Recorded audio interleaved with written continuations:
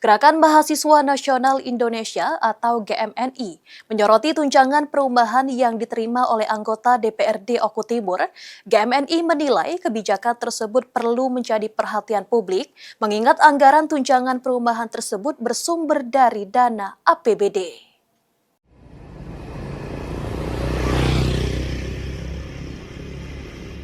Gerakan Mahasiswa Nasional Indonesia atau GMNI menyoroti tunjangan perumahan yang didapat oleh anggota DPRD Kabupaten Oku Timur. Tunjangan rumah tersebut dinilai sebagai pemborosan anggaran di tengah efisiensi yang dilakukan oleh pemerintah. Dalam pernyataannya, GMNI menegaskan bahwa penggunaan dana APBD harus mengutamakan kepentingan masyarakat luas dan berorientasi pada pembangunan dan kesejahteraan rakyat.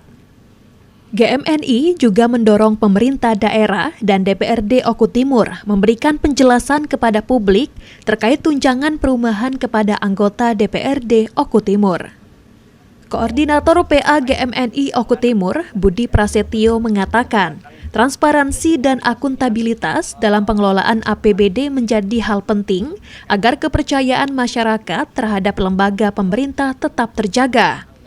Sehingga GMNI akan terus mengawal kebijakan publik di daerah Kabupaten Oku Timur agar penggunaan anggaran daerah dapat digunakan untuk kepentingan masyarakat.